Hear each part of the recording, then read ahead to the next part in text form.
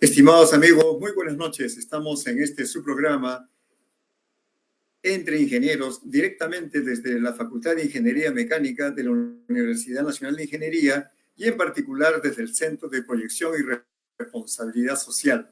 Cada miércoles a las 7 de la noche tenemos una cita en este programa Entre Ingenieros que tiene el objetivo de poder difundir todo lo relativo a lo que es la ingeniería, la innovación, la investigación, el emprendimiento, así como temas de humanidades y de las artes.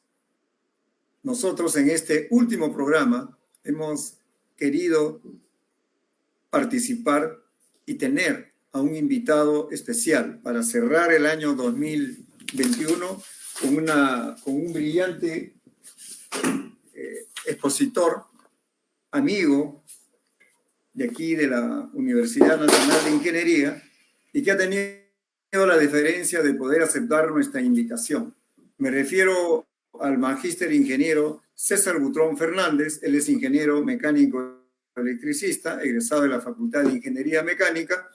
Además es magíster en regulación de servicios públicos, estudios que ha realizado en la Pontificia Universidad Católica del Perú.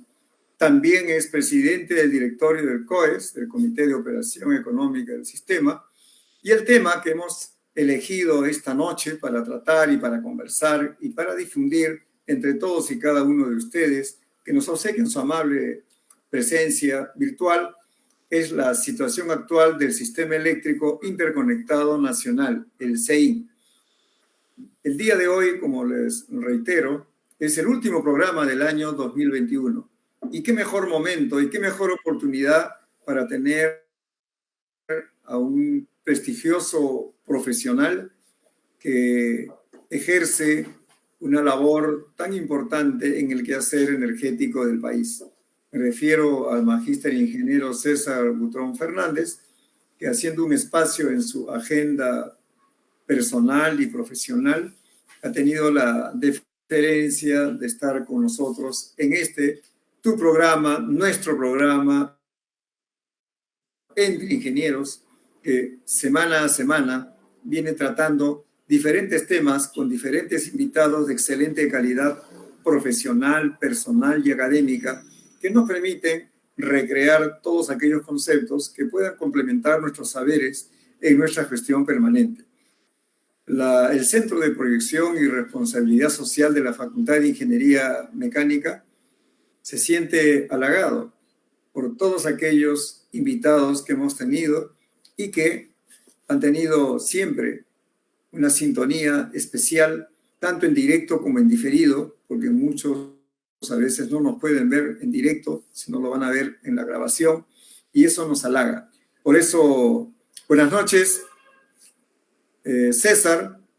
A veces la tecnología nos lleva por otros caminos, así son los programas en vivo, pero nosotros siempre con ese entusiasmo, con esa vitalidad de poder estar con ustedes, porque el conocimiento hay que difundirlo. Y este es un tema súper importante, que es el corolario de todo este año de participaciones en nuestro programa Entre Ingenieros.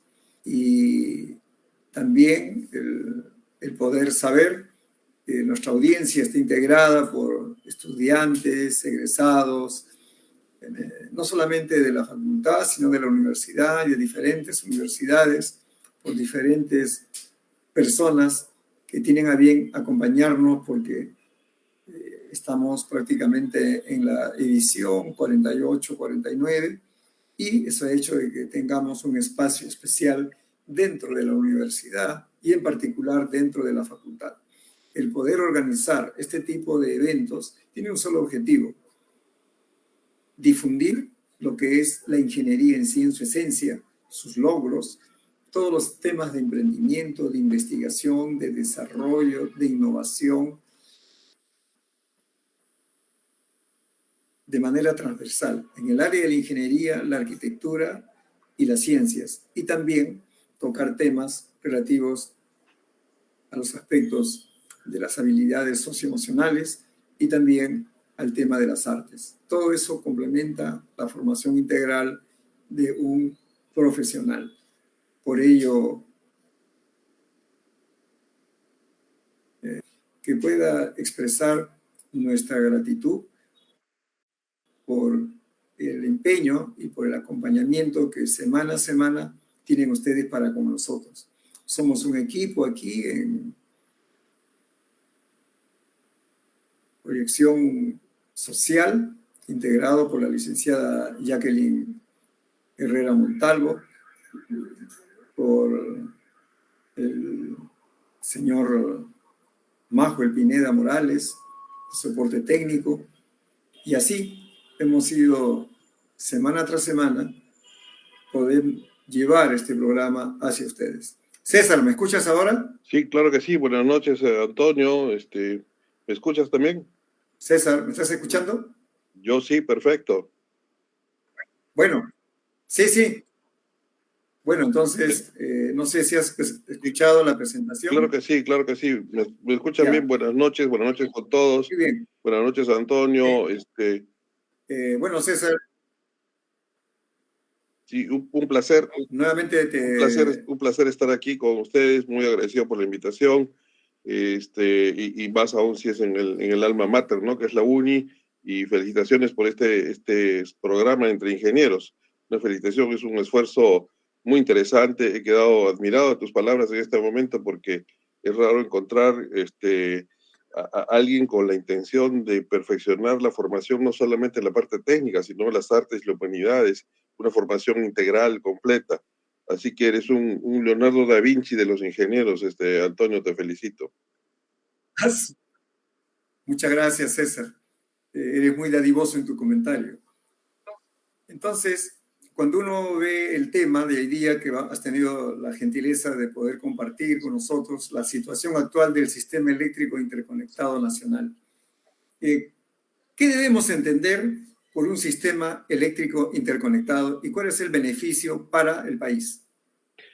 Bueno, en la sociedad moderna, como todos sabemos, la electricidad es un elemento fundamental, la energía eléctrica.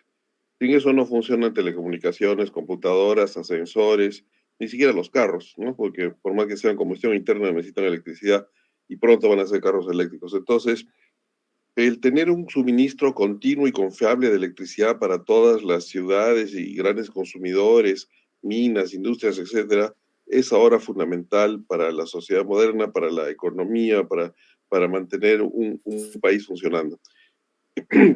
Y la labor de un sistema interconectado es justamente asegurar que haya ese suministro confiable para todo el territorio donde hay habitantes y consumidores.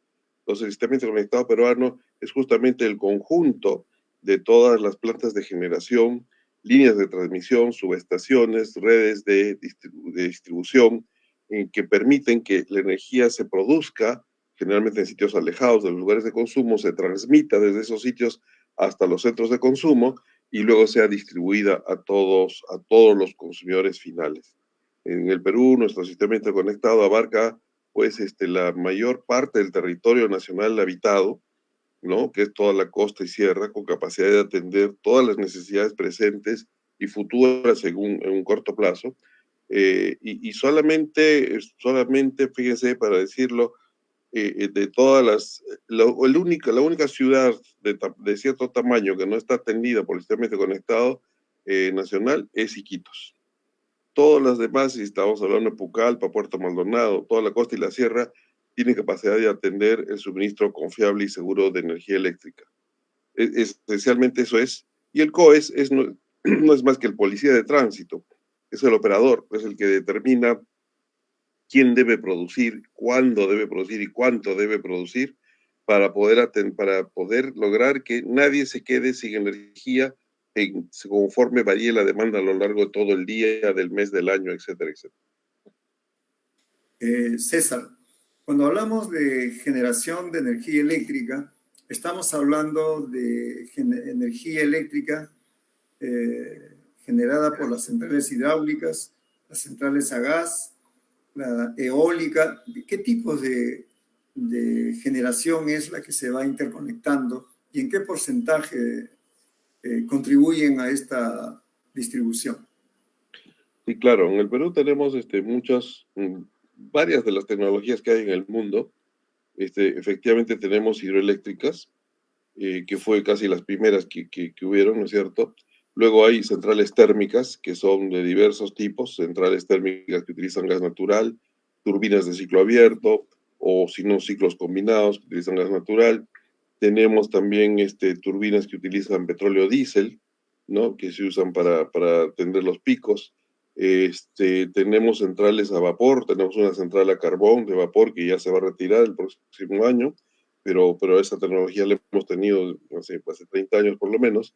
Tenemos centrales solares, tenemos centrales eólicas, hay centrales a biomasa de dos tipos, de las que queman residuos agrícolas y de las que utilizan gas natural producto de la putrefacción de la basura de la ciudad de Lima. No sé si esto es conocido, pero hay una central que hace eso en Lima, en Guaycoloro, ¿no? Entonces, tenemos toda esta variedad de tecnologías de generación disponibles, eh, y, pero resulta que por cuestiones económicas lo que se ha impuesto son dos esencialmente. La energía hidroeléctrica, que proviene de la historia del Perú, hace unos 10 años, el 95% de la producción de energía en el Perú era de origen hidroeléctrico.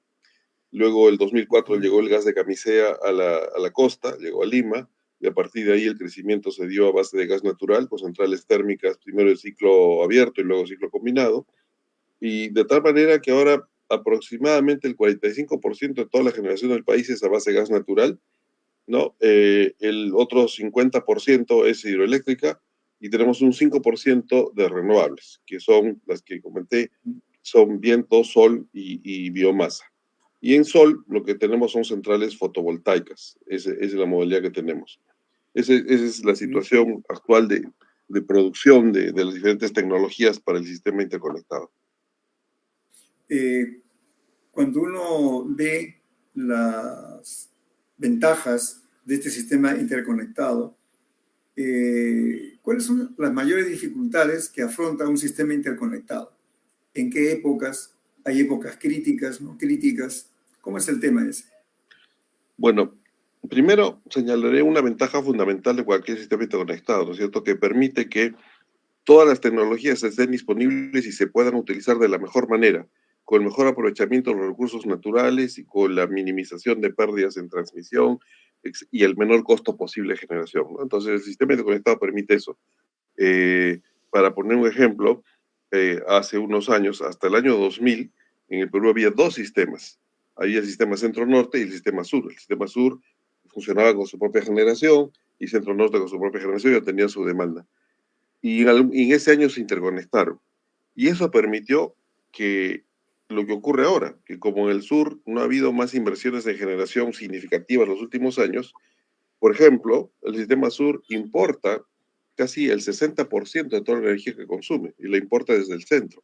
Si no hubiera habido el sistema interconectado, ¿qué hubiera pasado con el sur? ¿No? Entonces, Claro. esa es una gran ventaja. La principal ventaja, da confiabilidad. Además, como ingenieros sabemos, un sistema interconectado más grande que diversos sistemas aislados tiene pues más confiabilidad porque hay más inercia en el sistema, ¿no? que permite reaccionar ante las contingencias que se puedan presentar, y por supuesto hay más capacidad de reserva que se puede utilizar mejor. En cuanto a las dificultades, yo diría que, bueno, hay de todos tipos, ¿no? O sea, hay dificultades estructurales, por ejemplo, si es que no se hacen las inversiones a tiempo en generación o en transmisión, entonces llega un momento que hay escasez y no hay con qué atender. Para recordar, por ejemplo, en septiembre del año 2008, estábamos en una situación crítica en el sistema, no había reserva, no se habían hecho las inversiones a tiempo, y ahí, entonces, cualquier falla de cualquier máquina implicaba apagón, ¿no? Y ese es el problema, cuando no se hacen las inversiones a tiempo.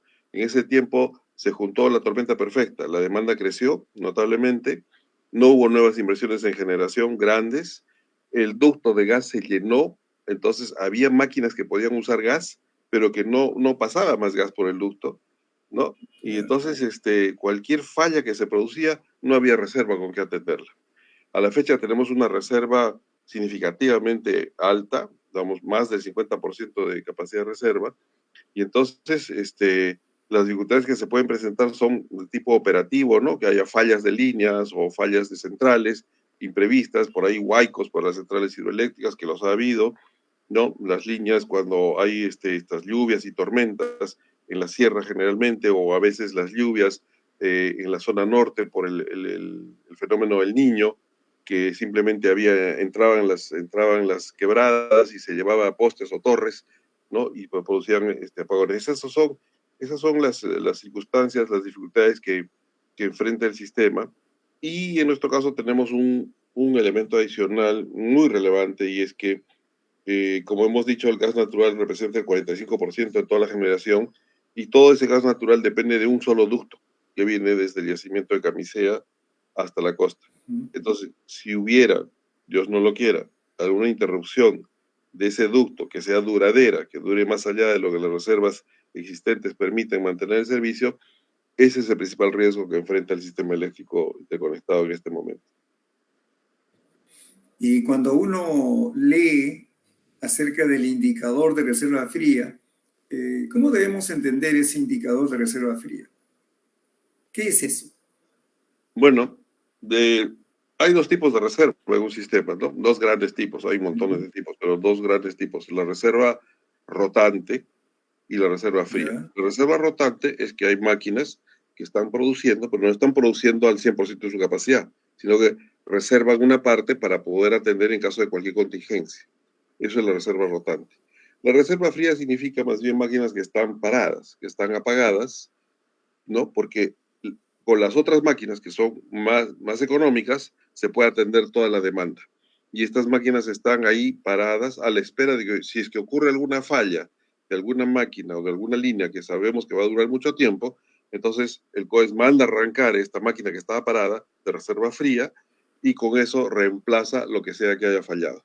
Entonces, ese es un concepto bastante sencillo de reserva fría, ¿no? Su nombre lo dice, es una máquina que está apagada, está fría, el otro está caliente. Dentro de este proceso, entiendo que algo importante viene a ser las competencias de los profesionales que tienen a cargo en los diferentes lugares del Perú el accionamiento de estas centrales de generación de energía. ¿Cómo ha ido en ese aspecto la capacitación o el nivel de los profesionales, me imagino, multidisciplinarios, que ha permitido que este sistema sea exitoso y sea confiable? Bueno, definitivamente que la base del funcionamiento de cualquier instalación eléctrica, no, es el recurso humano, ¿no? Porque se puede tener la última tecnología, pero si el recurso humano no sabe manejarlo, no aprende a conocerlo, no aprende a hacer los ajustes que debe hacer, etcétera, eso nunca va a funcionar bien. Entonces, sí podemos decir con toda certeza que el nivel de los ingenieros y de los técnicos que se encuentran en todas las instalaciones de generación, transmisión y distribución del sistema interconectado es el óptimo. ¿Y por qué? Es muy simple, es un hecho económico. El propietario de una central, ya sea el Estado o un propietario privado, sabe que si la central falla y para, va a dejar de inyectar energía y va a tener que reducir sus ingresos, ¿no es cierto? El de la línea de transmisión sabe que si falla y se interrumpe el servicio va a haber penalidades de una norma técnica de calidad que existe en el sistema eléctrico. Y distribución, evidentemente, si no fluye la energía, no puede cobrar, no tiene que cobrar. Entonces, esa presión hace que todas las empresas, estatales o privadas, inviertan lo necesario en conseguir la mejor gente, pero además de conseguir a la mejor gente como capacidades, también invierten en capacitarla. Pero la principal capacitación que ellos reciben es realmente en el campo, con los fabricantes de las máquinas, etcétera, etcétera, porque debo decirlo con algo de pena, ¿no es cierto? La formación de que la universidad nos da, con todo lo buena que puede ser, no puede llegar a estos detalles, pues no tiene por qué llegar tampoco a estos detalles. Entonces, la gente se forma en el campo porque participan desde jóvenes, ¿no? Como ingeniero asistente, cuando se está montando la central, y aprenden, hay una transferencia de tecnología de los los técnicos, ingenieros que vienen de fuera, que diseñan estas máquinas, que las fabrican, que las montan, ¿no? Y entonces ellos van aprendiendo y tienen que aprender a leer inglés y otros idiomas para leer los manuales y van aprendiendo sobre la marcha. Y debo decir que en todo el sistema encontramos una gran cantidad de ingenieros jóvenes y medianos que dominan sus temas tranquilamente, como a la par de cualquier otro país desarrollado. En el contexto latinoamericano o sudamericano, ¿cómo nos encontramos nosotros en la parte de disponibilidad de energía eléctrica? Bueno, estamos realmente bien. Puede sorprender esto, pero Qué vamos a ver. bien. Estamos bastante bien. Tenemos una situación muy cómoda si nos comparamos. Y si no sé si tengo tiempo de más o menos hacer un repaso por los países No, vecinos, los problemas que por favor. enfrentan, ¿no? Miren, empecemos por Brasil, el gigante Brasil. Brasil tiene un gran desarrollo hidroeléctrico, ¿no? La participación de su generación hidroeléctrica sigue siendo superior al 90%. Pero ¿qué pasa en Brasil cuando hay sequías, que las tiene a cada rato? Están en problemas, están corriendo y tienen que arrancar máquinas térmicas y tienen que importar gas natural y tienen que importar petróleo, etcétera, para mantener eso. Y Brasil secularmente tiene esos problemas de sequía, ¿no? Cada cierto tiempo se presenta cada vez que hay el niño, etcétera, etcétera, enfrenta esos problemas. Entonces, el Perú, en cambio, y hay que decirlo, esto, como les comenté, no es de ahora, y hemos pasado momentos igual de difíciles. En el año 2008 o 2009, que la demanda del Perú estaba creciendo por encima del 8% anual, entonces el Perú sí estaba con un sistema en estrés, pero a partir de ahí, el marco legal de la ley de concesiones eléctricas y la ley 28832, que es la ley para el desarrollo de la generación eficiente, permitió que vengan nuevas inversiones y estas nuevas inversiones son las que nos han puesto en la situación en que ahora nosotros tenemos reserva de tal manera que les puedo decir que si el ducto de gas falla ahora, tenemos suficiente reserva de máquinas diésel en el resto del país que puede atender la demanda del país sin problema. Sí, los costos Excelente. serán otros, serán más altos, pero como de atender la demanda se puede atender. Entonces, comparados con Brasil, estamos bien. Comparémonos Argentina. En Argentina el sistema está terriblemente complicado porque como tienen muchos subsidios a la energía, la demanda crece notablemente y las inversiones no se hacen a tiempo. Así que Argentina son clásicas las restricciones de energía que se producen cuando, por ejemplo, en el verano la temperatura es muy alta y usa mucho aire acondicionado, o cuando en el invierno es muy fría y tienen que usar calefacción. Entonces, también tiene problemas. Chile que anda, se supone muy bien, ¿no es cierto? En muchas cosas, que anda muy ordenado, muy desarrollado, etcétera, etcétera, enfrenta secularmente un problema de escasez de generación desde hace muchos años. Primero que tiene unas sequías demasiado prolongadas, ¿no es cierto? Entonces Chile había desarrollado entre hidroeléctricas y carbón, eso hay que decirlo muy claro. Carbón, Chile tiene una participación grande de carbón que el Perú no tiene, ¿no? Y entonces en eso apareció el gas de Argentina, ¿no? Que hubo un boom en Argentina y en Chile, que son muy rápidos para hacer las cosas, construyeron inversionistas privados hasta 3 gasoductos que cruzaban la cordillera y suministraban gas a Chile. Y entonces Chile empezó a dejar, no a dejarlo, sino que ya no crecía más de carbón y empezó a crecer en gas natural y con buenos precios y muy bien, ¿no? Y ya no podía crecer en hidroeléctricas porque la oposición social y ambiental era muy grande y no le dejaban construir más hidroeléctricas. Y entonces, de pronto pasó que en Argentina, como el gas estaba muy subsidiado, no había nuevas inversiones de gas y la demanda de gas fue creciendo al tal punto que el gobierno de Argentina se encontró con que ya no tenía gas suficiente para exportar y para tener su demanda y le Tremendo cortó el problema. gas a Chile. De Tremendo. golpe le cortó el gas a Chile, ¿no es cierto? Y enfrentó una situación de escasez terrible. Tuvieron que quemar diésel y poner unas plantas de carbón. Y en ese momento Chile empieza a desarrollar mucho más las energías renovables porque no tenía otra opción. En el Perú, en cambio, hay hidroeléctrica y hay gas de camisea, que es un gas barato. Digan lo que digan, es un gas barato. Entonces, Chile enfrenta esa situación, ha desarrollado muchas renovables y ahora ¿qué enfrenta? Enfrenta problemas de congestión de transmisión porque tiene mucho recurso solar en el norte de Chile, pero la demanda está en el centro de Chile. Entonces le hace falta líneas de transmisión para transportar toda esa capacidad. Entonces estamos más cómodos que Chile. En Colombia anda también, es un país muy ordenado, anda muy bien, tiene una gran participación hidroeléctrica, 65% más o menos, cada vez que hay sequía también tienen problemas, han desarrollado gas natural, tienen más gasoductos que el Perú, estaban más o menos creciendo bastante bien, ¿no? Y entonces una empresa grande de allá, que es una empresa muy grande, muy eficiente, Empresas Públicas de Medellín, se decidió construir una central hidroeléctrica muy grande, de 2.300, 2.400 megavatios, Hidroituango.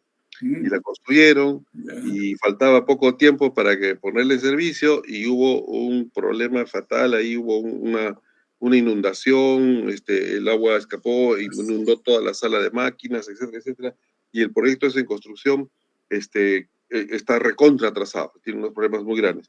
Y entonces, Colombia está enfrentando que hoy y habían considerado esa nueva capacidad para tener crecimiento. Entonces, ahora que la tienen atrasada, están también en problemas, viendo qué hacer y licitando más renovables y licitando más gas.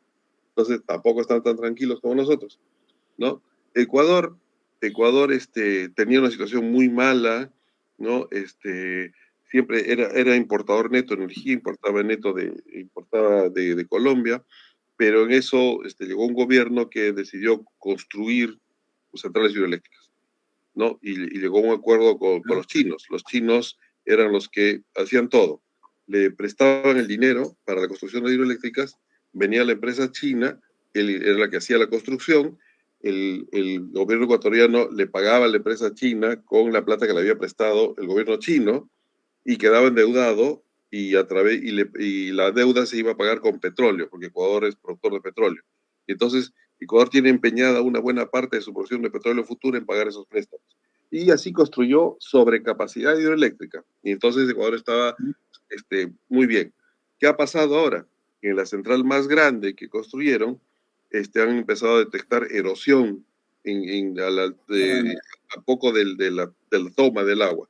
Y si esa erosión sigue, de repente esta central más grande que se llama Coca-Cola Sinclair, que es de 1.500 megavatios más o menos, puede tener problemas. Y entonces, ¿qué está haciendo Ecuador? Está lanzando una serie de licitaciones para construir centrales térmicas por si falla Coca-Cola Sinclair. Entonces, todos están con problemas y en este momento el Perú, por el efecto de varias circunstancias, no tenemos esos problemas. Pero eso no quiere decir que no vayamos a tenerlos, porque si no se siguen haciendo las inversiones a tiempo, cuando deben llegar, sí vamos a estar en la misma situación dentro de unos años. Eso podemos seguir conversando, para no hablar tanto. En esa visión, ¿cómo es la perspectiva de la operación para el 2022? ¿Cómo lo están pensando? Para el 2022, no hay ningún problema. Seguimos manteniendo un buen nivel de reserva. Lamentablemente, debo decirlo para todos nosotros como país, el crecimiento de la demanda no está creciendo tanto como habíamos previsto hace unos años. La economía está desacelerada, no hay nuevos proyectos de inversión grandes que consuman energía, y entonces eso hace que como la demanda no crece tanto, el sistema eléctrico no tiene tanto estrés, porque no tiene que atender nueva demanda. Así que para el 2022 la perspectiva es totalmente cómoda, con algunas excepciones de algunas zonas del país donde el problema es de transmisión o de subtransmisión, pero como estructuralmente, como sistema, el 2022 debe ser muy tranquilo desde el punto de vista de capacidad de generación, capacidad de reserva. Dime, en tu gestión como presidente del COES, ¿cómo logras amalgamar diferentes pensamientos y tendencias para que el sistema siga siendo confiable para el usuario en cuanto al recurso eléctrico? ¿Cuál es el factor importante allí?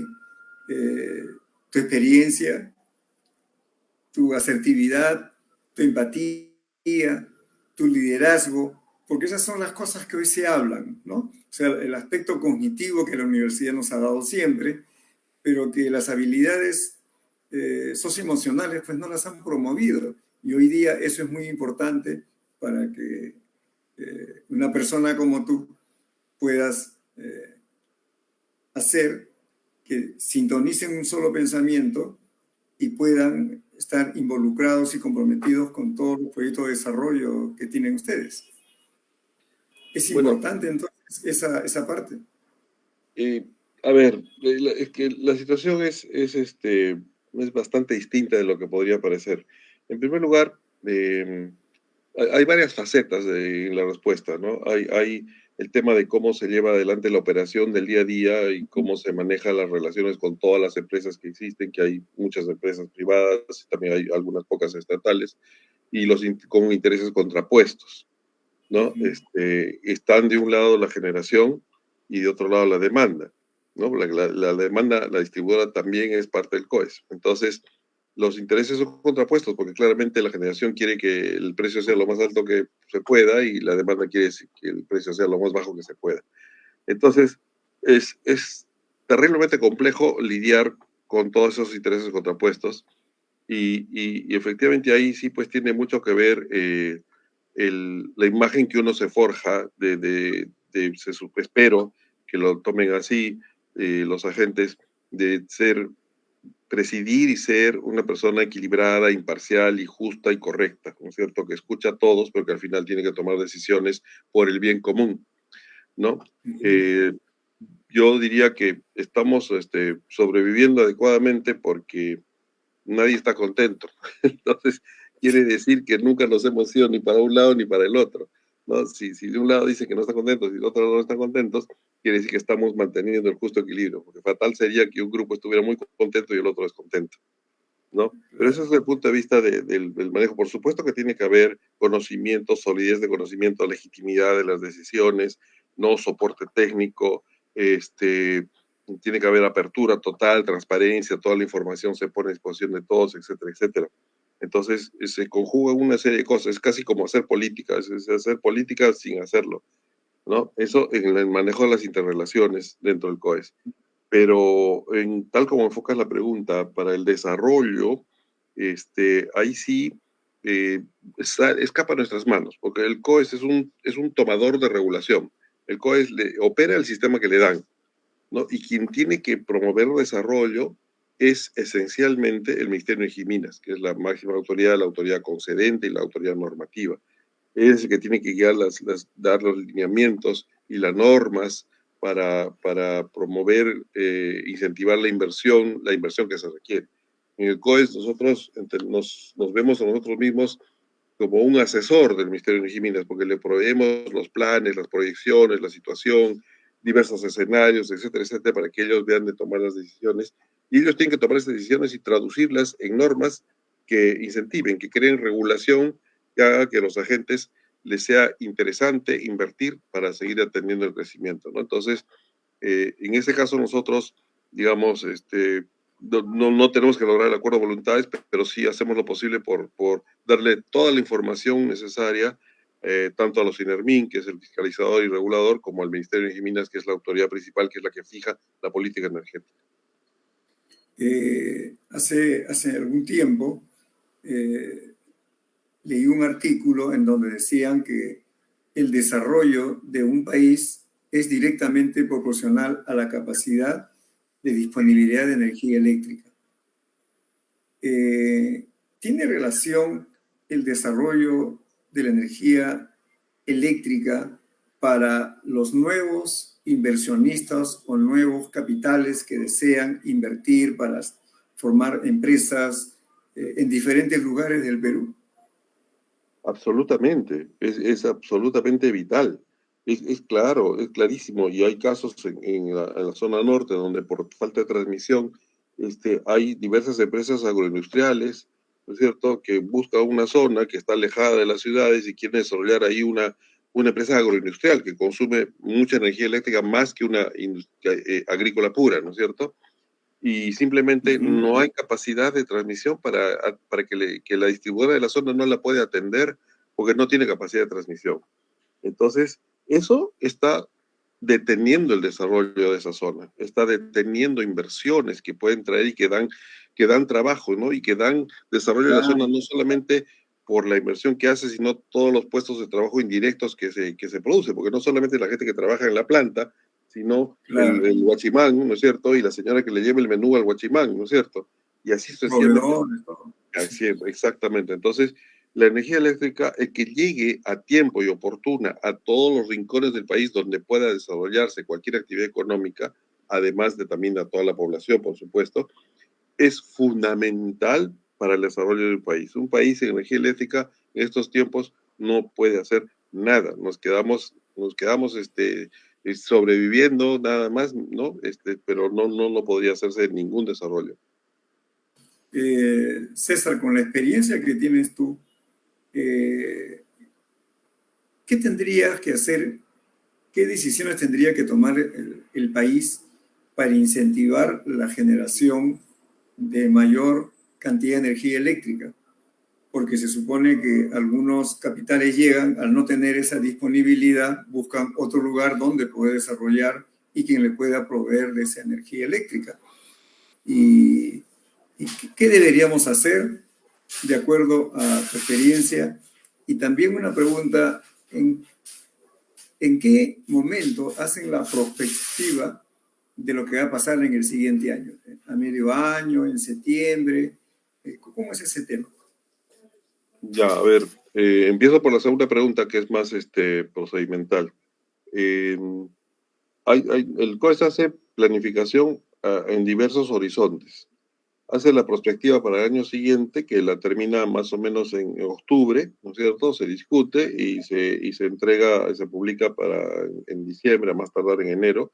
Es una perspectiva muy fina de detalle que ya simula cómo se opera el sistema hora a hora, ¿no? Luego de eso también hace una planificación operativa para los siguientes 2 años, ¿no? Que también se publica en la página web del COES. Y luego el COES, por ley, también está encargado de elaborar el plan de la expansión de la transmisión. Y es un plan que cada 2 años se hace y que mira 10 años en adelante. Entonces, para poder planificar la transmisión que el país necesita, se tiene que tener la idea de cuánto va a crecer la demanda, por dónde más o menos va a crecer y por dónde va a aparecer nueva generación, o por lo menos señalar dónde se necesita nueva generación. Entonces, el COES elabora este plan, que como digo, mira 10 años, ¿no es cierto? Lo publica en su página web, lo presenta ante los INERMIN, lo presenta ante los agentes y también, y esto es bueno que lo sepas y que lo sepan los asistentes, especialmente de la UNINO, también lo publica y lo presenta en audiencias públicas, que puede participar cualquiera, estudiantes, profesores, la universidad como tal, colegio de ingenieros, etcétera, puede escuchar primero el diagnóstico que el COES hace del sistema y luego el planteamiento de solución para los siguientes 10 años. Entonces, ahí hay una gran cantidad de información que le puede servir a todo el mundo y que de hecho nosotros esperamos que le sirva al ministerio para que desarrolle las políticas que debe desarrollar. Entonces, eso para contestar la segunda parte de la pregunta. Y la otra, ¿qué es lo que se tiene que hacer? Bueno, lo primero, lo fundamental de todo, que parece trivial en este momento, pero es no cambiar las reglas del juego a cada rato, ¿no es cierto? Ya hay unas reglas del juego, ha venido funcionando más o menos bien, ¿no es cierto? No es como hemos descrito, no estamos como otros países complicados. Entonces, si vienen nuevos gobiernos, nuevos ministros que quieren cambiar la norma esta por una razón o por otra, entonces cualquier inversionista va a decir, oye, pero yo, ¿cómo voy a invertir si al poco tiempo que esté me cambia la regla y la proyección, mis flujos económicos que hice ya no van a resultar? Entonces, tiene que haber un manejo serio y estable de la regulación, la normatividad del sector eléctrico para que los inversionistas sepan a lo que se van a meter y que sepan que van a tener cierta seguridad jurídica, que no les van a estar cambiando las reglas, ¿no es cierto?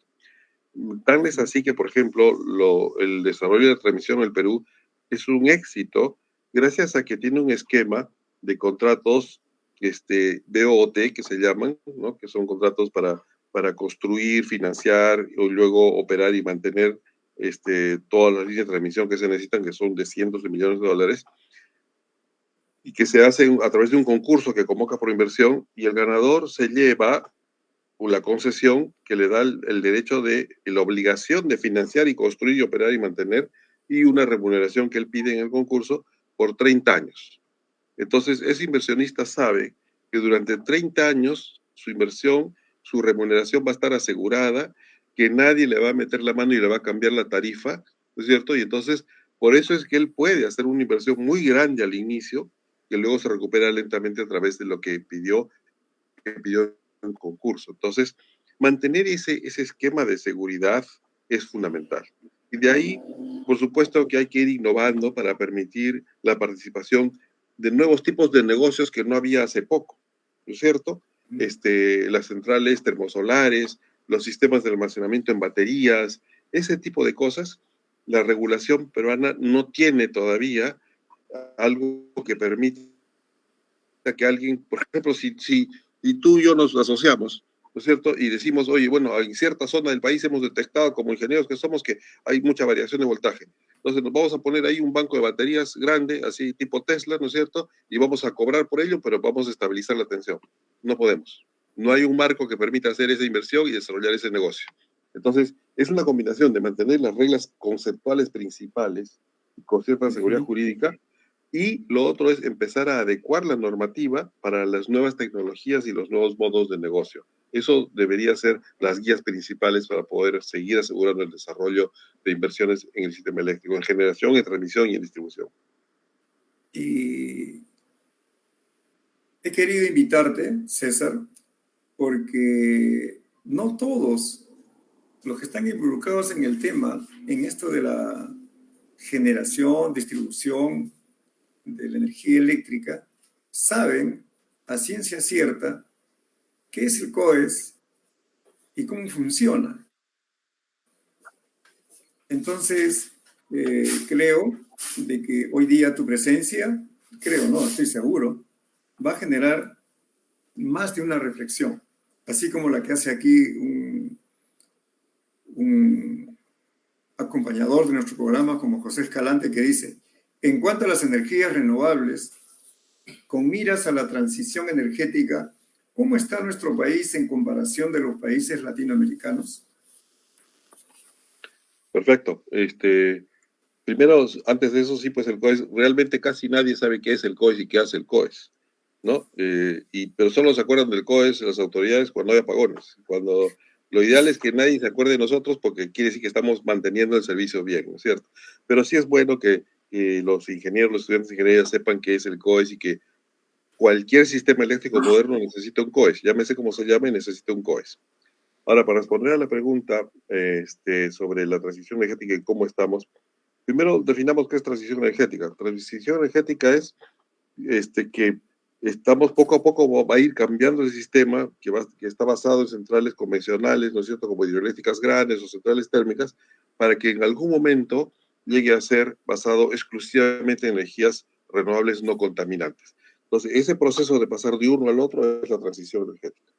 Entonces, eso significa ir haciendo más inversiones en energías renovables no convencionales y además en sistemas que puedan permitir manejar la variabilidad de estas energías. Eso es muy importante, esa es la parte fundamental de la transición energética, porque sabemos que el sol y el viento no son permanentes y estables, ¿no es cierto? Pero el consumo de energía sí es estable, totalmente, tiene que ser estable. Entonces, tiene que haber alguna tecnología que cuando el sol pasa unas nubes y baja la producción, alguien tiene que cubrir eso, ¿no es cierto? Y cuando deja soplar el viento, baja la velocidad, alguien tiene que cubrir eso, ¿no es cierto? Entonces, el proveer esos mecanismos, usar esas tecnologías que hay y el conseguir remuneración adecuada para esos servicios que se llaman servicios auxiliares es fundamental para la transición energética. ¿Cómo estamos con respecto a los otros países? Ahí sí, la respuesta es interesante porque cualquiera que sabe va a decir, cualquiera que está fuera va a decir, el Perú está muy atrasado. Chile está muy adelante, Uruguay es un ejemplo, ¿no? España y Alemania son unos ejemplos fabulosos de la cantidad de energía eléctrica del Perú. ¿Cómo es posible que en el Perú estemos solo en 5% de energías renovables, mientras Chile ya va por el 12%, ¿no es cierto? Y así sucesivamente. Bueno, eso tiene una explicación muy simple. Estamos así no porque las autoridades diversas que han pasado por los sectores no sepan de energías renovables o porque sean unos cavernarios que no quieren energías renovables y que están manejados por los térmicos que quieren seguir ganando plata. Estamos así por un puro y simple hecho económico. ¿Por qué se necesitan energías renovables? Por el tema ambiental, ¿no es cierto? Y por un tema de seguridad energética. Caso emblemático, el que acabo de escribir de Chile. Chile no le dejan desarrollar más hidroeléctricas, ¿no es cierto? Le cortaron el gas de Argentina tiene que apagar las de carbón porque contaminan mucho y puede importar gas natural licuefactado porque le sale muy caro. Entonces, en el caso de Chile, y que además ha estado manteniendo precios promedio por encima de los $100 el megavatio hora en su mercado a corto plazo, fácilmente alcanzando $200 el megavatio hora, mientras el Perú ha estado en 43 durante mucho tiempo y los últimos 5 años ha estado en 10, $12 el megavatio hora. Entonces, tiene toda la razonabilidad en Chile que invierta mucho más en renovables por su situación de seguridad energética y costo de producción de energía. En cambio, en el Perú, ¿qué teníamos? Hidroeléctrica, ¿no es cierto? 45-50% y gas natural con un precio barato.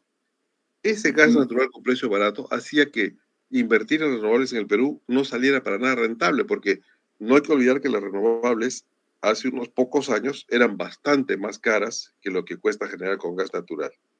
Para decirlo con todas sus letras, las primeras subastas de renovables en el Perú arrojaron valores de $221 el megavatio hora para solares y como 70 y tantos para eólicas, cuando en ese momento el precio promedio del mercado mayorista del Perú era $43 el megavatio hora.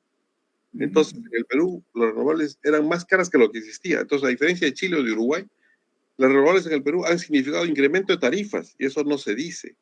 Han significado incremento de tarifas. Entonces, cuando el Ministerio de Minas, los directivos del Ministerio, miran eso, se dan cuenta, suspenden las subastas, porque dicen, vamos a seguir añadiendo a las tarifas. El Perú no necesitaba todavía esta velocidad de desarrollo de energías renovables porque tenía gas natural barato y porque tenía hidroeléctrica, y entonces traer renovables significaba incrementar la tarifa. Entonces, ahora, ¿qué es lo que está pasando? Y bueno, y esto hay que saberlo, esto debería saberlo todo el mundo. Desde que se han hecho subastas y tenemos renovables en el Perú, todos nosotros los usuarios eléctricos hemos pagado $1.500 billones extra para cubrir las renovables porque su precio era más alto que el precio promedio del mercado. Eso hay que saberlo. Pero ahora los renovables ya han bajado de precio, ¿no es cierto? Y ya no se quiere crecer más con gas natural. Entonces, ahora recién es el momento. No hay que olvidar otra cosa. El gas natural en el Perú tiene un precio controlado. El precio del gas natural para consumo local en el Perú, para las centrales térmicas o para los usuarios de gas natural, las industrias, etcétera, tiene un precio controlado por contrato que tiene el consorcio productor con el Estado peruano. El gas, el precio no está acoplado a los precios internacionales de gas o de petróleo.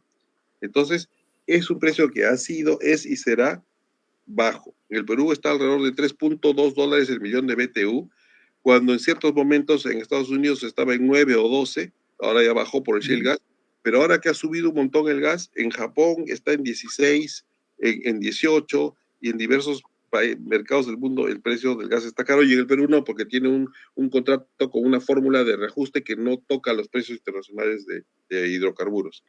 Entonces, esa combinación de factores de precio bajo del gas con tener hidroeléctrica hacía que, y tener reserva, no había escasez, hacía que no fuera necesario acelerar la transición energética con energías renovables.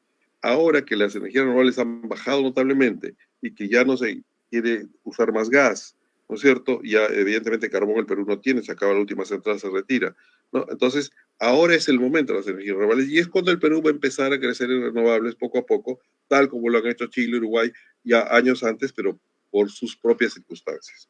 Y con eso espero haber contestado la pregunta. Excelente, excelente, César. Aparte de ser usted un tigre en la parte de su gestión, usted es una persona muy didáctica para poder decir los conceptos de una manera tan sencilla.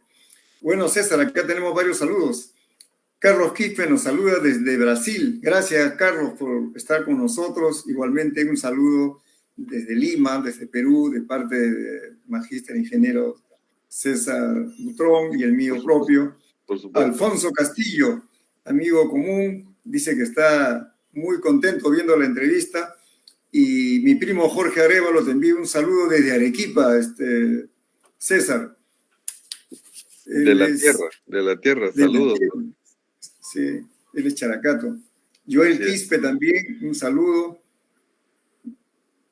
Kilva Soldic, Jocelyn Hidrogo, Isabel Salazar, Kevin Anderson, saludos desde Amazonas. Y Agustín González, también un saludo para tu persona por haber esta noche recreado todos esos conceptos que normalmente no están en los libros, no están en los manuales, sino están en esa expertise, en ese libro que en el día a día has ido construyendo y que el día de hoy lo has abierto, nos has comentado parte de él, y como corolario de esta brillante participación tuya, la última entrevista del año 2021, te extiendo mi gratitud, mi felicitación y mi mejor deseo de que este año 2022 sea un año pródigo en salud, en bienestar, en logros, en éxitos y principalmente en momentos felices. Un abrazo, César, desde aquí, y me he emocionado al verte después de tantos años y saber que eres un manantial de sabiduría y que tienes la humildad de poder compartirlo. Un feliz año en nombre de toda la audiencia, de toda la comunidad de la Facultad de Ingeniería Mecánica, nuestra alma mater, que se siente orgullosa de poder tener egresados de tu calidad personal, de tu calidad académica, de tu calidad como un profesional del nivel en que estás. Muchas gracias. Muchísimas gracias, saludos a todos, devuelvo todos los saludos con mucho cariño y nuevamente una felicitación por este programa tan interesante y por supuesto para la UNI, ¿no? Muy bien. Bueno, amigos, así ha terminado el último programa del año 2021 con la presentación del magíster ingeniero César Butrón Fernández, presidente del directorio del COES, que esta noche nos ha llevado por esos caminos maravillosos del saber, y queda pendiente alguna otra invitación, César, en otro momento para poder complementar, porque esa labor didáctica es la que nos compete a estas alturas, en que el conocimiento hay que compartirlo, y tanto conocimiento como el que tienes tú. Muchas gracias, César, y a ustedes, amigos, hasta el próximo año, hasta el próximo programa, donde también tendremos un gran invitado como el que hemos tenido esta noche. Mil éxitos, un feliz año 2022, y que sigamos acompañándonos y que la salud nos acompañe, así como el bienestar de nuestras familias. Muy buenas noches, un feliz año, muchas felicidades. Gracias, César. Muchas gracias.